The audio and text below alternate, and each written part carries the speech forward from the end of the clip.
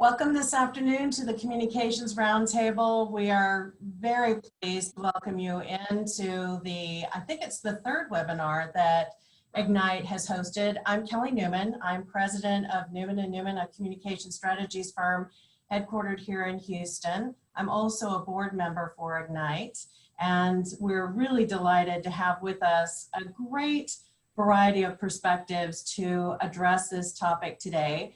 And so you have an opportunity to see each of their bright and shiny faces. I'm going to ask them to call on them to say their name, their title, and a very brief descriptor of their company. You already have their narrative bio, so you should be able to look at some of their more detailed information on your own.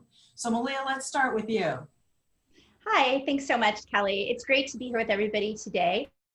I'm Dr. Malia Sharvat. I'm the CEO and founder of Savonics, and we are a digital neuropsychology platform for the early detection and risk prediction of dementia, including Alzheimer's disease.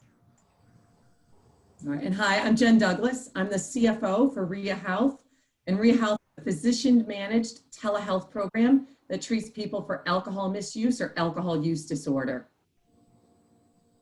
Hi, everybody. I'm Christine Hall. I am a contributing writer for Crunchbase News, and I cover startups that are raising venture-backed funding.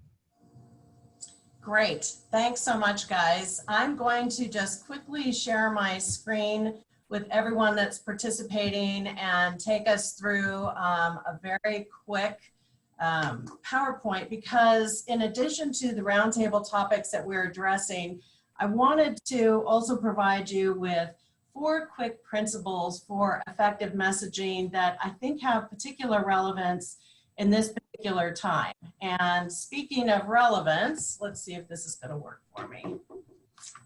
Hold on, I'm going to stop sharing and go with another screenshot. Let's do this. And you know we practiced this, so it would all work beautifully. Okay, so now let's try it. There we go. Wonderful. All right.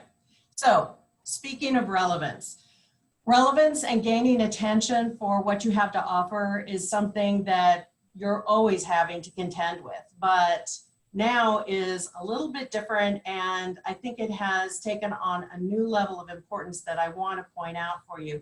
If you haven't already, now is a good time for you to revisit your organization's story and to look at how best you define your seat at the table now, given some of the changes that you may have likely already implemented. When we're working with an organization on developing their messaging, we look at 3 things to identify what uniquely distinguishes them. It's their purpose or their mission, their values, the ideology that's been used in their formation, and their culture. All those things together certainly help define your seat at the table and are really key to distinguishing yourself from other organizations.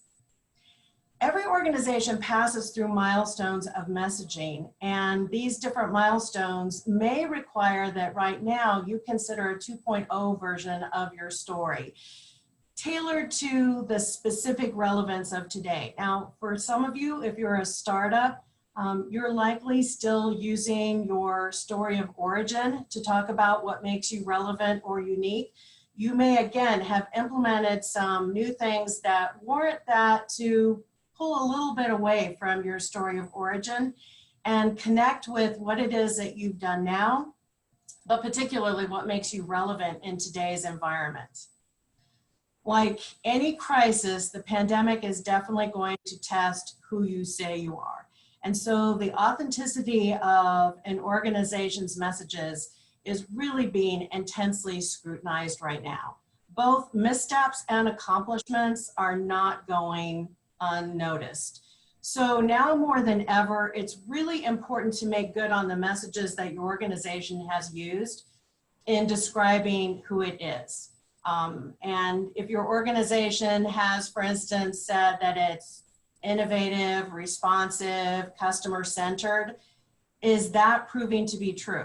And even with your employees, what kind of an organization have you described that they are working for? And have you told them that they are prized ambassadors and important to what it is that you do? Is that what they are experiencing from the communications that they're getting from you now? Lasting impressions and brand loyalty are even more cemented in challenging times. Again, going back to the missteps and the accomplishments are really being noticed right now. It is very easy to concentrate on communicating with external audiences, especially right now when your emphasis may be on driving new business and attracting new investors.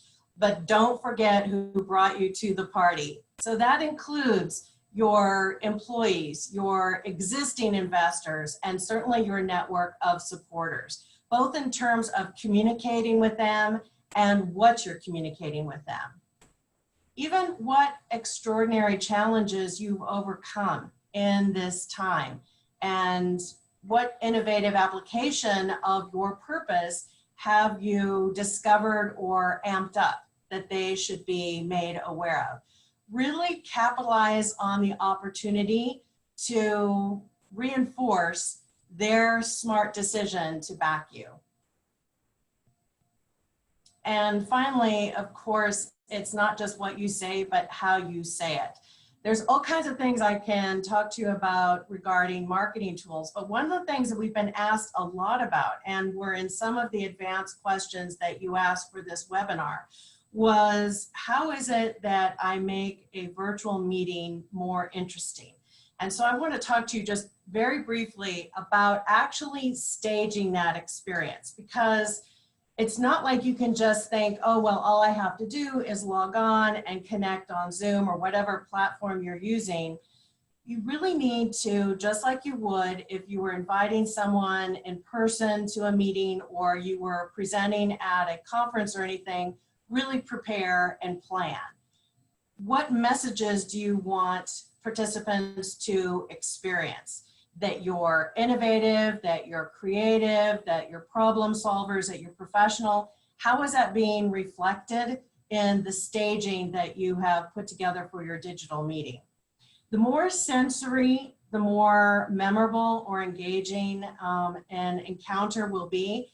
And normally what you want to do is engage all 5 senses. That's not quite possible with a digital meeting.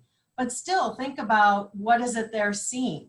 What is it they're hearing? Perhaps you're even playing some ambient music in advance of people all logging on.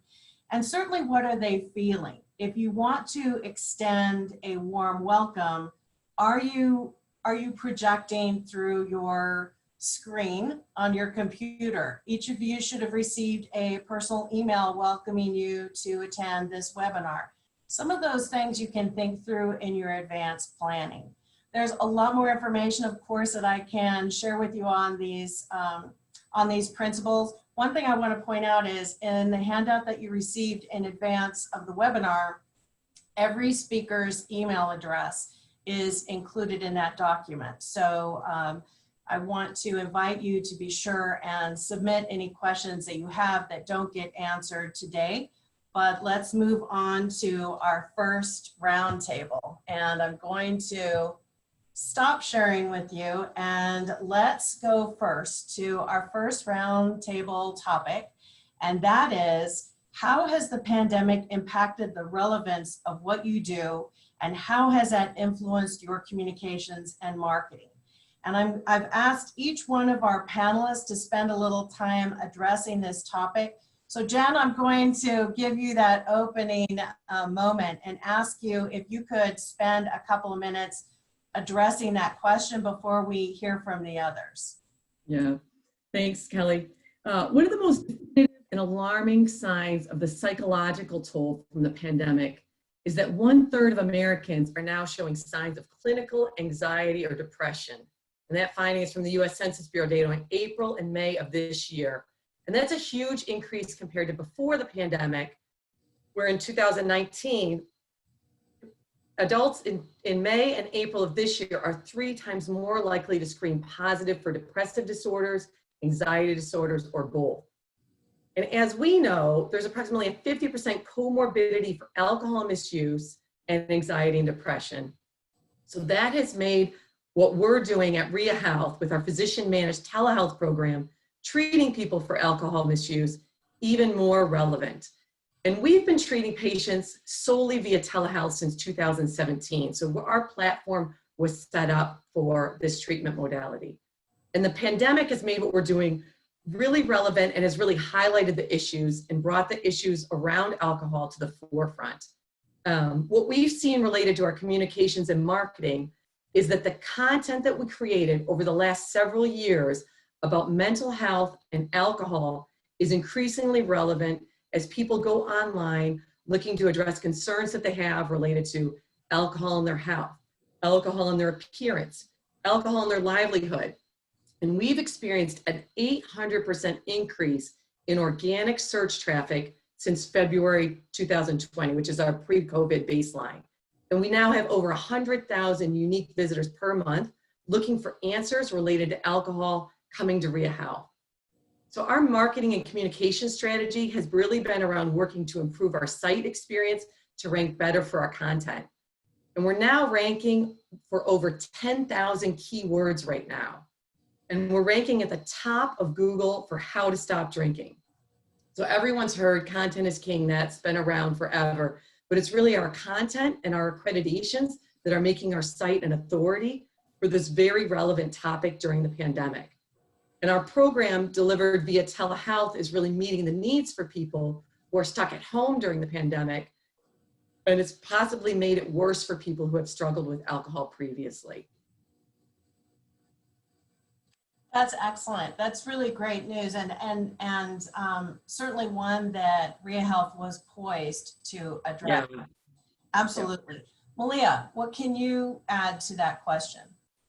We've seen some similar trends. So for us, our site traffic is up about 200% since the pandemic began. And when we look at where people are spending their time in our content, we've done a lot of thought leadership in the space of dementia and Alzheimer's disease over the past 2 years, and created a lot of content as well that was related to things like social isolation and how it increases the risk for dementia of all types. And we're noticing that people are really interested in that right now. They're very worried about elderly relatives. They're starting to see signs of depression and memory and forgetfulness in mom and dad and grandma. Unlike our competitors, we're actually clinician owned and operated. And so we have that accreditation, we have that recognition by organizations like Us Against Alzheimer's and the Alzheimer's Association. So we're seeing a lot of demand for our content, so much so that we're productizing huge pieces of it now with partners. So, you know, we have a software platform that's traditionally driven a lot of our revenue. 2 of our largest deals that we signed this year with self-insured employers included the productization of a lot of that content. And it's related to midlife dementia risk for their employees, but it's also related to how to manage social isolation during COVID, how that might increase risk for dementia in an elderly relative, how to think about staying connected, how to reduce that risk, both through social engagement as well as through other behaviors, like getting regular exercise, because the relationship between physical activity, especially if it's done outside, and mental health is something I know Jen probably knows a lot about, but it's also really relevant over on our side when we start talking about things like dementia. And the correlation, if you look at people who develop depression in late, like in the 50s and 60s, their risk for dementia triples. So, and of course we're seeing depression go way up right now among everyone, as Jen mentioned. So the overlap of this with us has been incredible. So it's driven a lot of what we're thinking about. I'm a monthly contributor on cognitive health for Psychology Today. And we're completely rethinking. We had a slate of articles planned this year. We completely tanked it and looked at that content and made it much more relevant to what people are actually going through. We did one, for instance, for Juneteenth, on how minorities are disproportionately affected by depression and dementia and what that means for people right now. We're getting ready to do one on we're calling it not working from home, but living at work, and how that impacts our relationship with our family, especially for the sandwich parent generation, those of us that are in our 40s and we have the kids and we have the elderly parents, and how are we managing those challenges around mental health right now in our families. So we're doing a lot of that kind of stuff. And it seems to be really well received. For instance, the minorities article was picked up by like Hilarity for Charity, Seth Rogen, Dan Rather actually retweeted it, which I went, holy hell, I got retweeted by Dan Rather. So, you know, I think we are seeing that there's a hunger for this information right now. And I think digital health companies can play a critical role, not only in meeting the needs of patients and providers and employers, but also, you know, with a solution for us, early detection and screening to identify dementia. You know, for Jen, it's focused on alcohol abuse, but beyond that, we can also help people reduce anxiety by just having information and being informed and making sure that they have the resources they need to understand what's happening. I think you both have pointed out some really great points along this topic that are relevant to, boy, relevance is going to be the word of the day, huh? Is relevant to anyone that's participating in this webinar, whether they're in the mental health realm or otherwise, and that is obviously keying into your relevance, looking at your thought leadership, bumping that up if you already have a good foundation for that. But also interesting is to repurpose some of the content and materials that you have developed in the past and maybe freshening those up a little bit with a particular slant towards what we're experiencing now.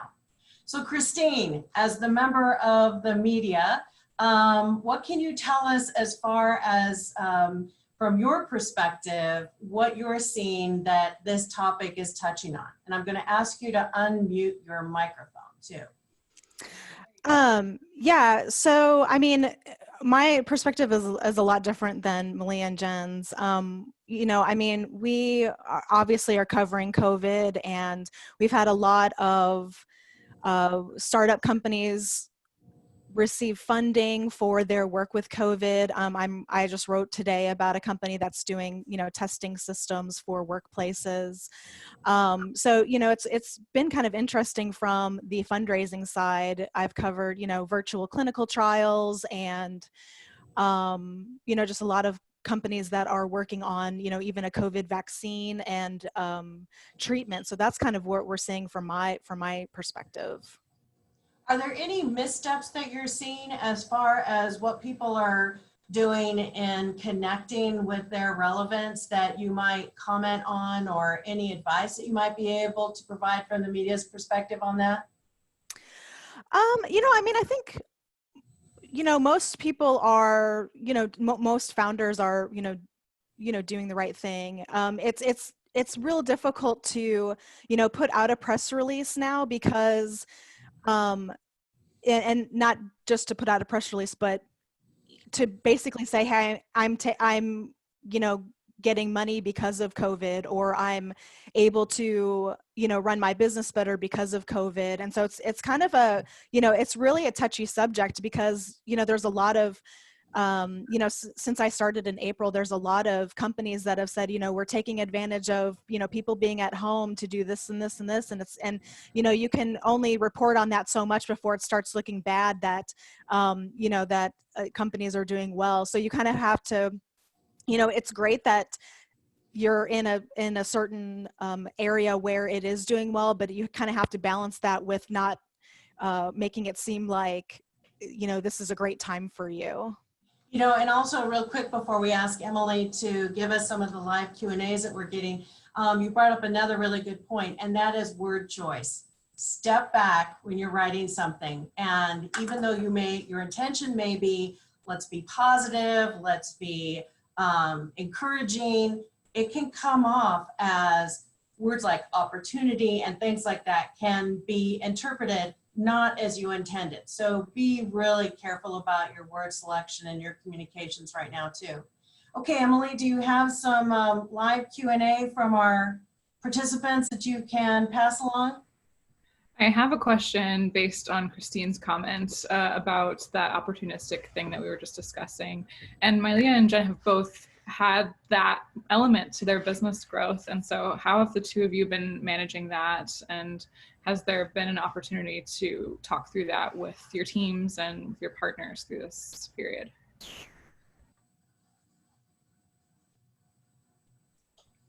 I'll go first, I guess.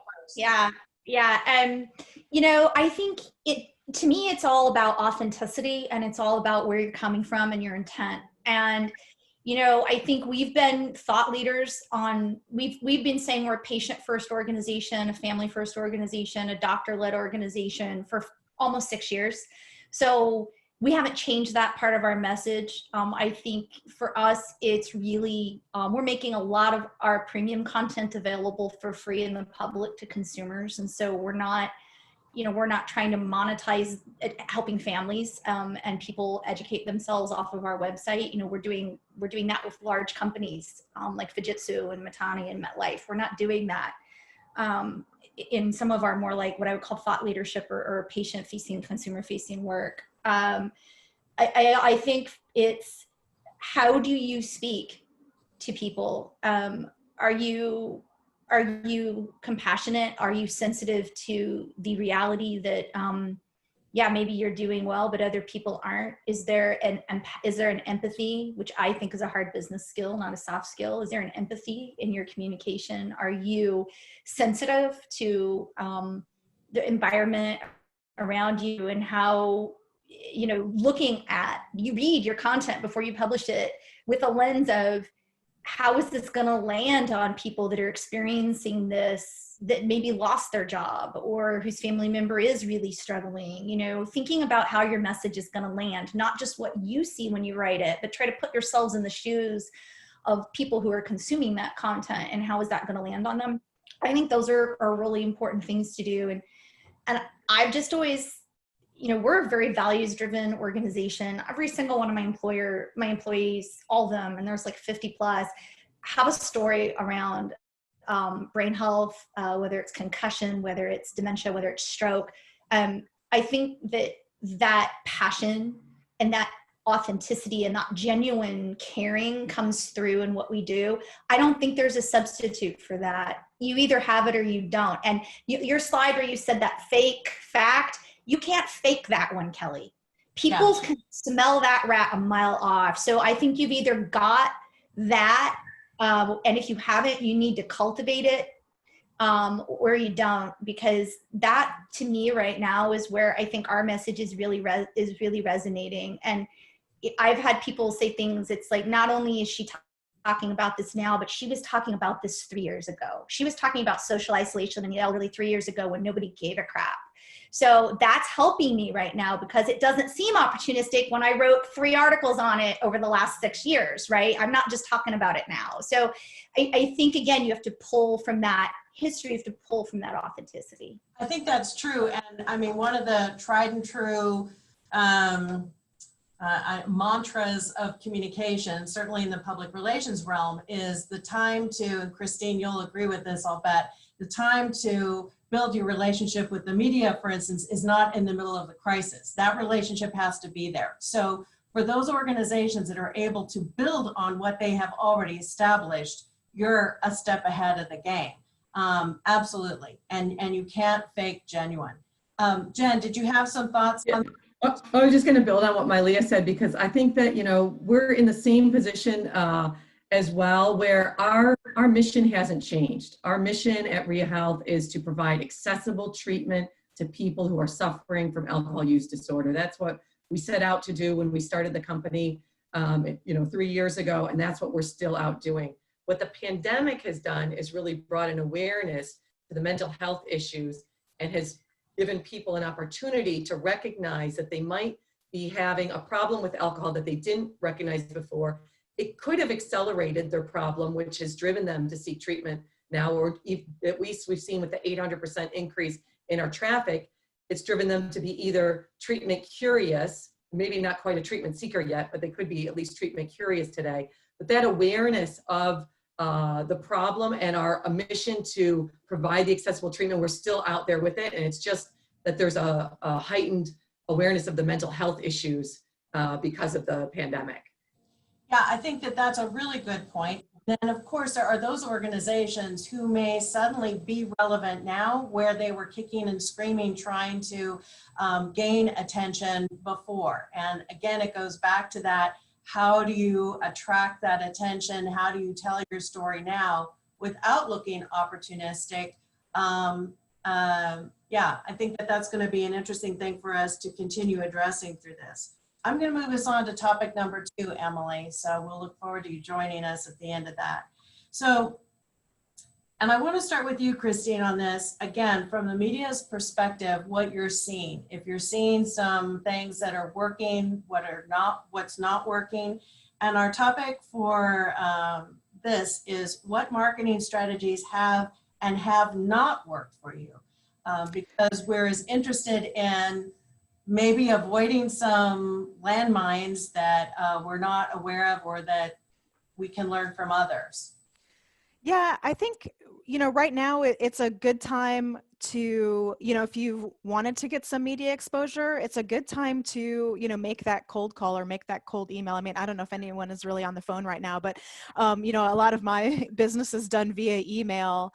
But, it's also important to make sure that your audience and know the media that you're targeting. One of the things that I see often is, I cover startups that are raising, venture-backed funding. That's pretty much the only thing that I cover. So I get a lot of pitches every day from, people wanting to cover, product launches and maybe a new company focus, those types of things. And, I spend a lot of my days kind of saying, sorry, I really wish I could cover that, but I don't cover that.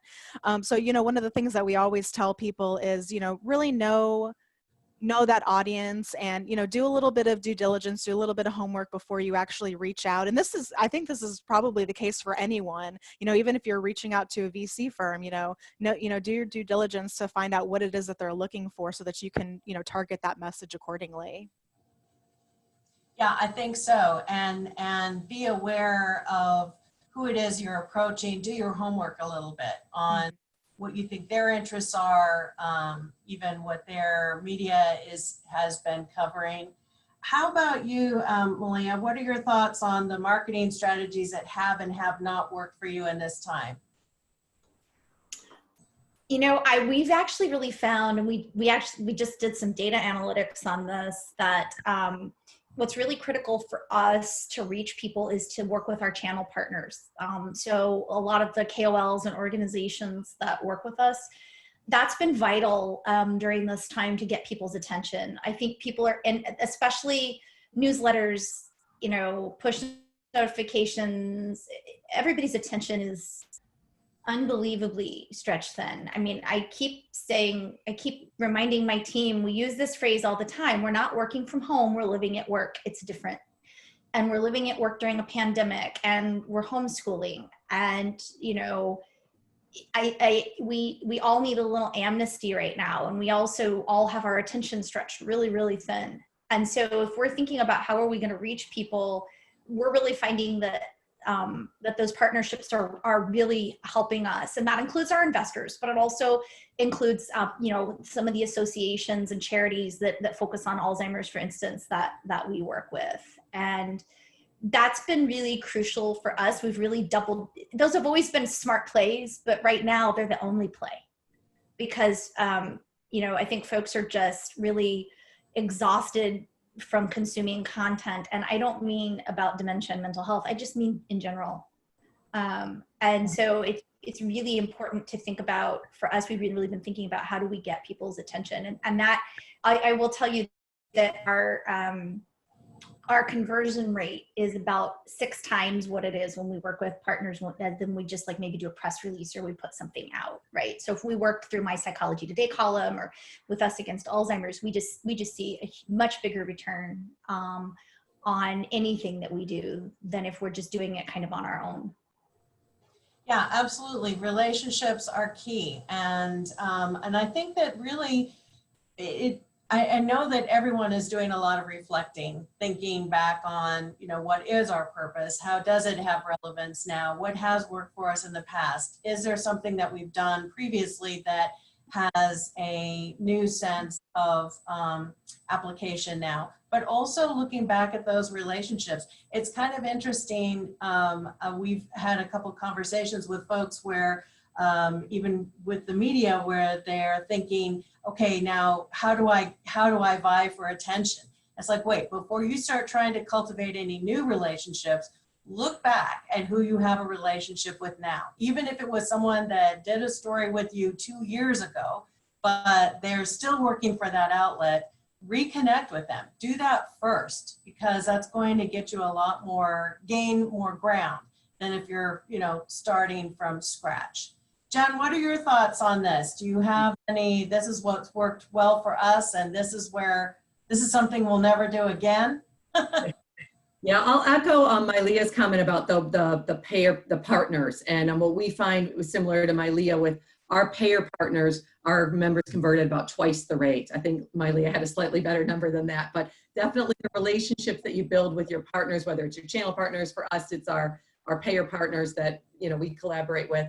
We do see higher conversions with them. But I mean, I have to say that our biggest and most successful marketing strategy has been the content that we've been investing in, for the last couple of years. The content that we have for treatment options for people that they maybe didn't know about, medication-assisted treatment, taking a harm reduction approach to alcohol misuse versus an abstinent-only approach, being able to be treated through telehealth. Those treatment options and the content that we have on that is what's really resonating with people. So our investment in the content has been our biggest marketing success, and that content development meets our consumers' need, and that's not a short-term effort. I mean, that content's been building over years for us, and making sure that we have enough content to understand what performs well and how it ranks, because if you don't have enough content out there, you can't really make judgments on the content that you do have, and building that relationship with the other platforms that link to you, so that people can reach your content has been,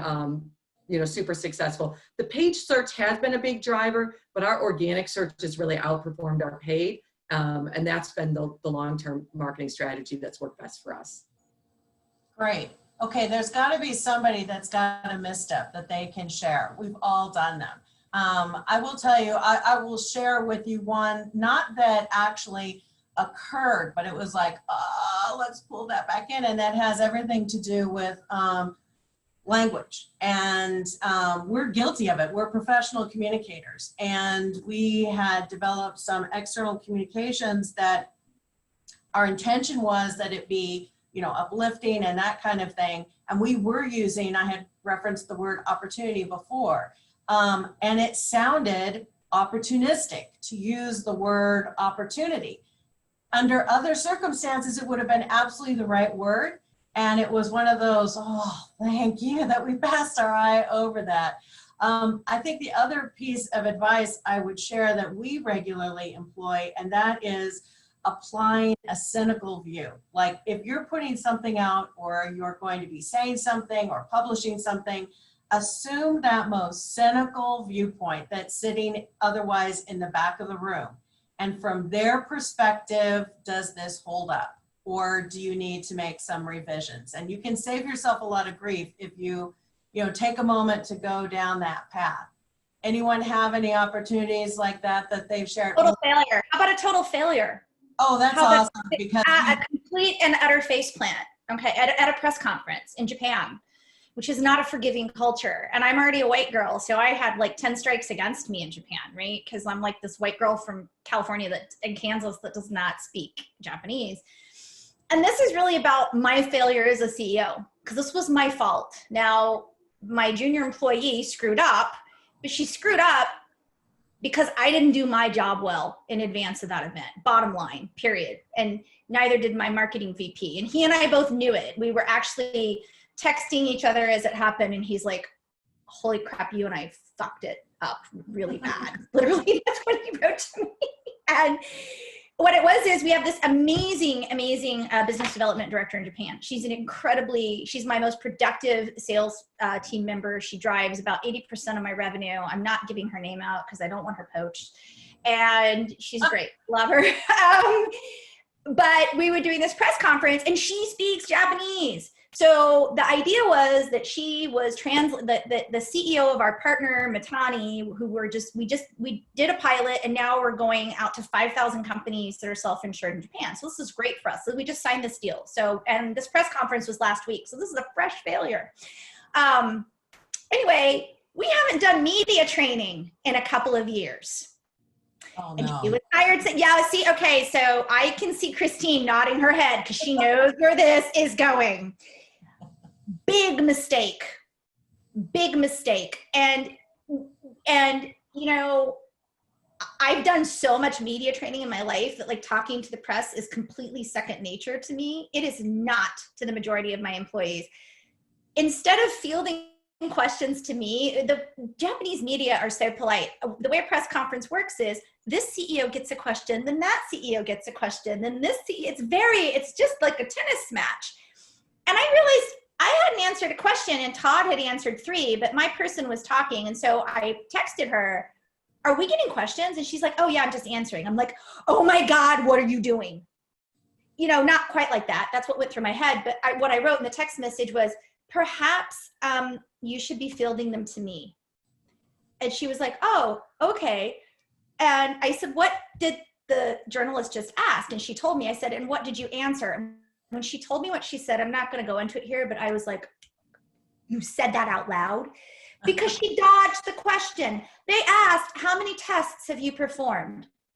And which is, we get that number's all over our materials. It's on our website. And what she said was, we don't disclose that. Well, when that journalist goes to our website, he's going to see it's published. So we look like liars. And that was my fault. It was my fault. It's being addressed. But we hadn't done media training in 2 years. We've been busy doing other things. And I think as a startup, you're stretched so thin. Your team is so stressed. Everybody's wearing multiple hats. You know, you do a media training once and it kind of like, okay, check that box. We did that. We did a good job. That was 2 effing years ago. 2 years, pardon the F-bomb, but good grief. We've like tripled in size since then. The number of our employees who haven't had that is staggering. And just the simple information of who are the people that are authorized to speak for this company to the media. It's a short list. There's 4 of us and they're all in the executive team. Yeah. So it was a face plant. It was a total face plant. Thank you. Thank you for sharing that, Malia. That was brave-hearted of you. Other than my team now going to be so sick of hearing the word face plant because that is my new favorite. Oh, is that your word? It was. Well, one thing I want to mention, and this goes back to even the comments about staging a digital experience. I think we are getting, I'm going to call it the yoga pant effect, because we're a little bit relaxed. You know, we're in our home environments a lot of the time. It's very casual. People are very forgiving about casual things. We're not as maybe preparing as much as we normally would if we were doing things in person. And that's when you can really step on a landmine, and what you might have thought of before, because you've assumed this little bit more relaxed, a little bit more casual feel, can really come back and bite you. Jen, did you want to add anything before we move on? I was going to say just one marketing strategy that we've moved away from during the pandemic is the social and display advertising. We found that wasn't resonating with our consumers. And I think that talks to a little bit about maybe what Christine was talking about earlier with, you know, the messaging. And our messaging is, you know, really about taking the stigma out of seeking treatment for alcohol use disorder, meeting people we're at. And we were just finding that a display ad wasn't, it was just getting us a high bounce rate. It wasn't, you know, the approach to the consumers that we wanted, versus all the content that we've been developing about how is alcohol affecting your relationship with your spouse. Like that content is what is really resonating. And the marketing strategy that I would say we've moved away from is more just the display advertising. That is such another really good point. I hope everyone's taking a lot of notes, because one of the things that is so easy to do is when we're communicating and marketing, we're wanting to put information we want to push out, and you've got to take a moment and you've got to think about, wait, what does my audience want? And that's a really good point, Jen, is that you looked again at the information that you had, and connect the dots between what you had and what you felt or knew or had researched that your audience wanted. And you made that connection. And that's when it's much more successful. Okay, Emily, I don't see you popping on, so I'm going to move on to some pre-submitted questions then that we had. And Jen, I'm going to start with you first. One of the questions that we had was, what has been the most significant style change in direct communications with your customer or investor base? And I think you've given some thought to that. Anything you're wanting to share? Yeah, so with our customers, we haven't changed anything, right? Because we were delivering a program through telehealth before, virtual environment, so that hasn't changed. The biggest thing for us is our investor communication.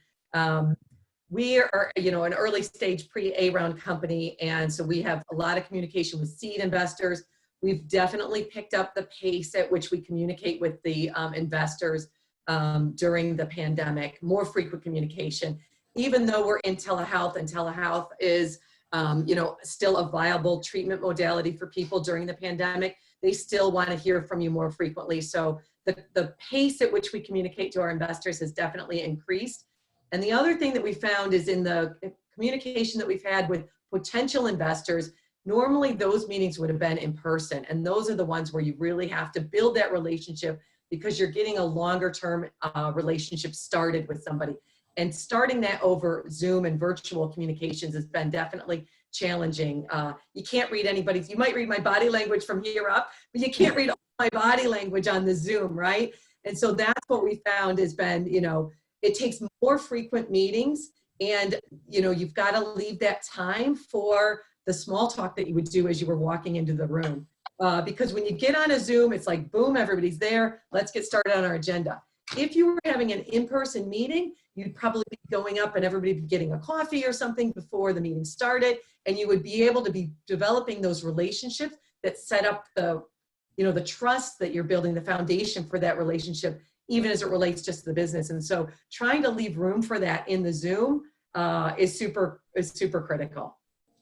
I am so glad to hear you say that, because that is such an important point. And again, going back to the staging, I think that, don't improvise so much. There's nothing wrong with planning. And it really, if you can take a moment to think back, okay, if these people were coming into our offices, what would we do? Would we have the aroma of fresh coffee going? Would we have them see, would we make that small talk? Would we ask them about, if it's somebody that we know, would we ask them about getting their freshmen moved into college at this crazy time? And purposefully, it has to be genuine, but purposefully allocating that time is, I think, really important, and especially in what otherwise can be an abrupt conversation because of the nature of doing it online. Christine, you had mentioned that that the pitches that you're seeing you described it as a wild ride. So what do you have to say about how the change of direct communications and what you've been seeing from the media's perspective? Yeah, definitely. I mean, it's been very interesting because, obviously some sectors have done really well, such as telemedicine, and some have not. But, I've kind of, along the lines of what Jen was talking about, I've talked to a lot of venture capitalists lately who said, due to them not traveling, they have a lot more time for things such as these, like Zoom calls and, virtual coffees with entrepreneurs. Obviously that doesn't mean you're going to get funding, but, they've told me it's really a great time for them to have these types of conversations, like these initial conversations to, start a relationship with founders. Kind of on the flip side of that, what I've seen with, founders, one of the entrepreneurs that I talked to said, he had not talked to many investors at all, but between like April and June of this year, he spoke to more investors in that 3-month span than he had in over 2 years of being in business. So he said, wow, it was really incredible to, be able to have that kind of interaction where he had not before. That's interesting because there have been unique opportunities that have opened up in this changed environment while others have closed down. So it sounds like there's people that are, they've got their antenna up and they're noticing those things. Leah, I want to ask you a question, and this redirects things a little bit towards internal communications. And the question was, since we're living in constant change and communications on any given day can be modified the next day, boy, isn't that the truth? 24 hours can seem like a year. How do you satisfy staff who want specific answers and directions? How do you balance the goal of an informed culture while effectively addressing change as it happens? It's a really difficult time to be a leader. And I think it's going to highlight there's nothing like a stressful time. It's like a daily reflection of your own inadequacies, right? You really have to confront them on a daily basis during times like this. So we've done a lot with internal communication. So we're actually under a term sheet right now and in the process of trying to close financing. Which is just really challenging. I know, but it's, Christine, we should follow up and have a conversation because I can talk to you a lot about not only August, but August during COVID, which is it's like August on steroids. And getting people to part from money right now, they'll do it, but you're not in person. And I'm so much better in person. And that's true with our teams too. So when we think about how humans are wired, humans are not wired for this. We produce completely different neurochemicals when we touch a device than when we touch another human being. Our brain literally chemically responds differently to this process on the Zoom than it does to in-person process. We have different feelings.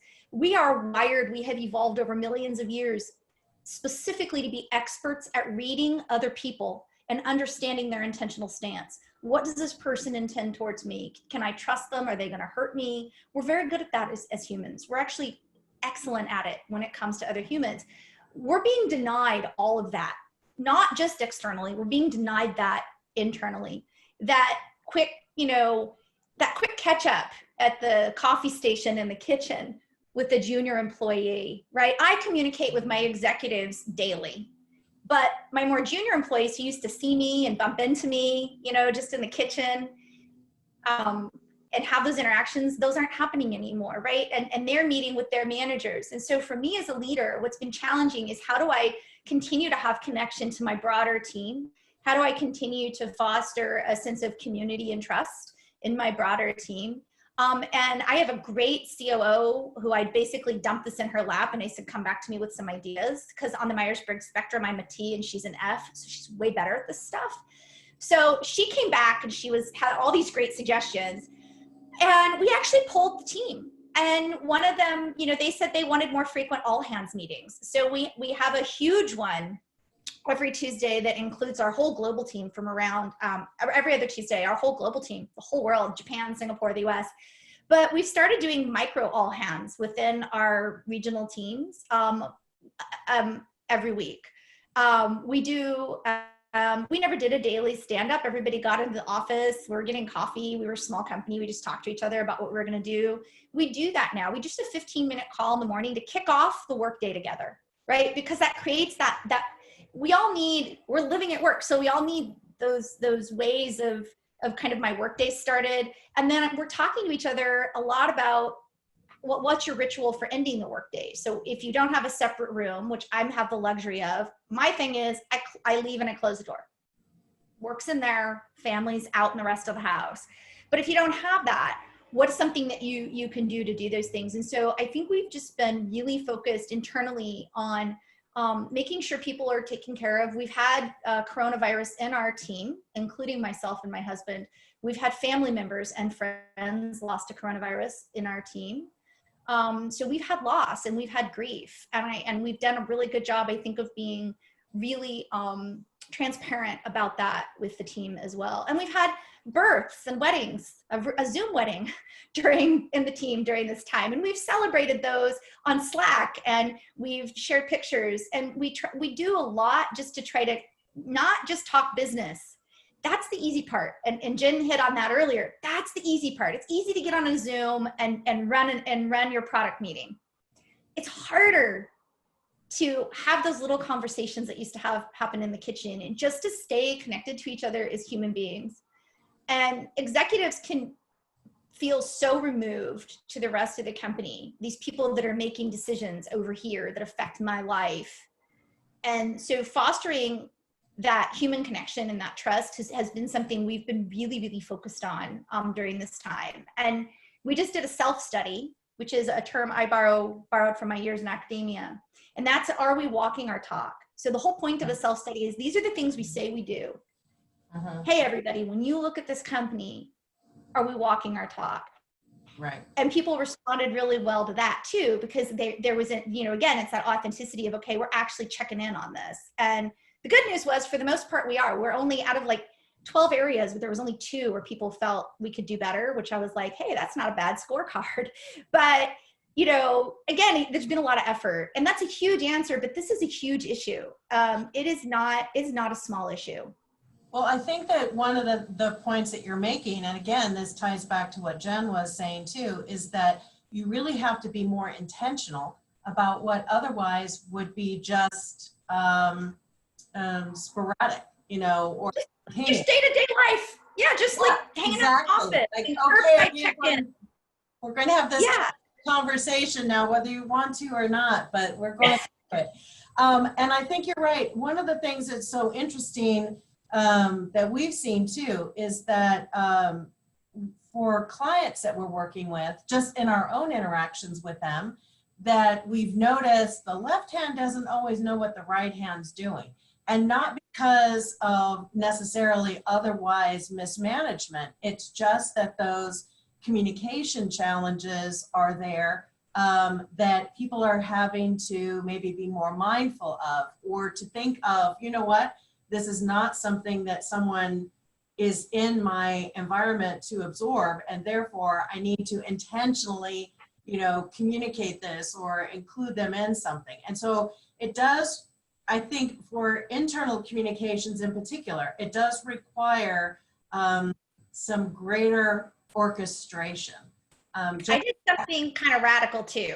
And I don't know if every founder or CEO is going to be willing to do this, but I got the idea from Eric Swan, who's one of our investors, and he was the founder of Splunk. Most of you have probably heard of Splunk. They're huge, multi-billion-dollar company. He's an investor now. He has tons of portfolio companies. He's running a school for kids with special needs. He's an amazing human being. And we were talking about what he's doing to foster communication. And he said, a couple hours a day, I just leave my Zoom room up. I'm in my office working. I have the volume on. And if somebody needs me or just wants to chat with me, they know that my Zoom room's up and they can just pop in. And I knew that because he's given me that information. You can just pop into my Zoom room, kind of like when we were at the office, you could just come over when I was in there working and stick your head in and say, can I get 3 minutes with you? I have a question or whatever. And it's actually been really cool. So I've been leaving my Zoom room up a couple hours a day when I'm doing other things. And yes, it distracts me and that, but my team feel more connected, and I've loved it. I just put I sit down in my chair with my laptop, and my Zoom room's open on the side. And if somebody pops in, I'm right there. And it's been really, really awesome. It's almost been like, it kind of is like a virtual version of when I was in the office before, and literally people would just like come and, stick their head in and say, hey, blah, blah, blah, or this or that, or can I get a couple minutes? And I've really, really loved it. And the team's feedback was that they absolutely love it. Well, that's what I was going to say. It's like a virtual open door policy. Yeah. What, Jen? I was going to say, we do that too, not with the Zoom room, but since COVID and more people, we've always had a lot of people working remote because of the telehealth nature of our, but the pop-up where somebody just is popping up and, my Leah is calling you on Zoom, and then boom, you're right in front of me. Yes. We're definitely doing that more as an organization now. And I feel like for the employees who were working remotely before, that's like an increased benefit of communication that maybe we weren't cognizant of because we didn't do that before COVID, and we're definitely doing it now. And it's fun. It's walking over to somebody's office to I'm just going to video call them on Zoom. And have a screen pop up. Exactly. Very similar. And we were also partially remote because we were distributed all over the US and all over the world. And so about 50% of our team was remote before this. And I do think it's made it easier to adjust because they had all like these lessons learned over the last few years that they could help us with. We had, and it's been great to see how, and they actually say they feel more connected to the rest of the team now because we're living in their world, more often. So that's been I think the people who were working remote before have definitely seen benefits from the whole organization as we've all adapted to how to best work remote. Yeah.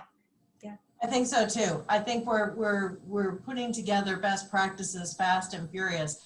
I'm going to ask one more question, and I want to encourage anyone who has a question out there to chime in. Emily, it looks like we've got a couple in the chat room. Do I need to make time for you or no?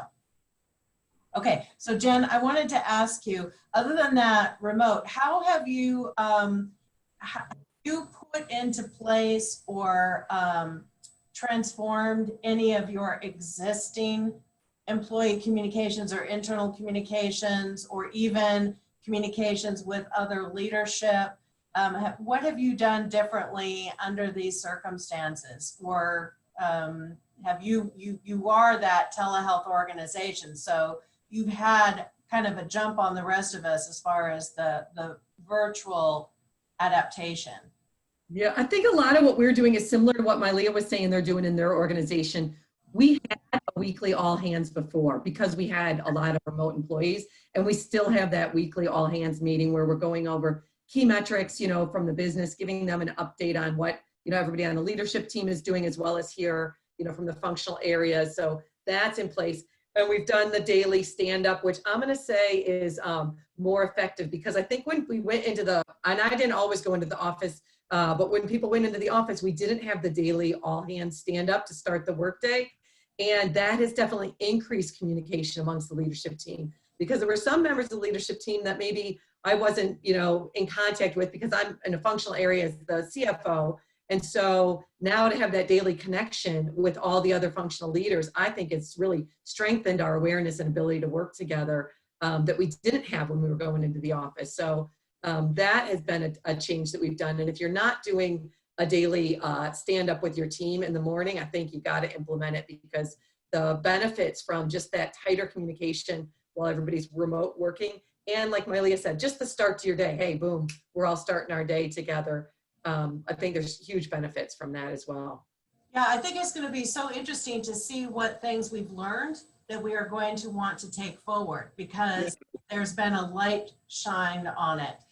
Okay, so one of the things I asked each of our panelists to do was at the very end, I wanted them, having had this conversation now, to share with the webinar audience a single takeaway that it's like if you had one thing or maybe two things that you wanted to share with everybody and leave with everybody given this conversation and what you've been able to contribute to that conversation, what would that be? And Christine, I'm going to call on you first. So what would be that takeaway that you would say, if you leave here and you don't think of anything else, what would it be? Yeah, I kind of wanted to tailor it toward kind of knowing your audience. And so what I wanted to say was, when you're thinking about how you're going to craft your message, think of it as kind of writing your resume. So you don't just send the same resume to everyone. You kind of tailor it toward the company or the job that you're going for. And the same goes with your company's message. One audience will care about founders and their vision. Another one just wants numbers and stats and know that your company is viable in 5 years.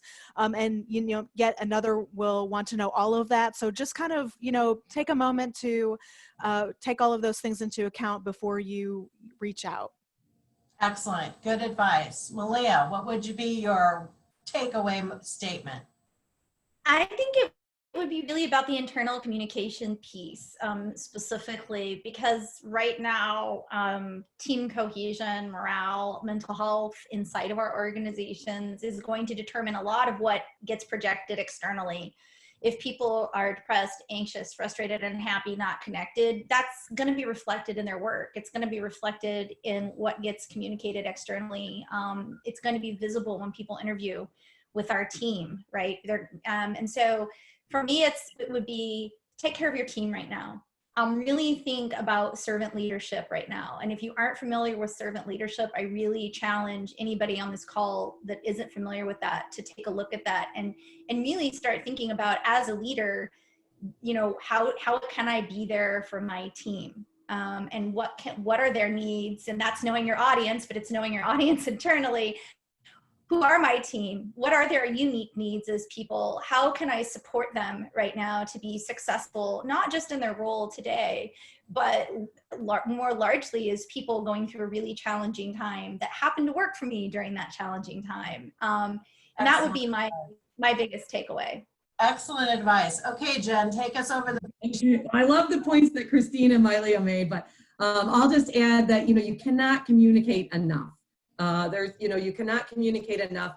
And when you're communicating, I think it's really important to practice active listening, playing back what you heard to make sure that, whether you're communicating with an investor, an employee, that they understand what you've said and you've heard what they've said. So I feel like, can't communicate enough, and make sure you're using the active listening when you're doing your communication is super important.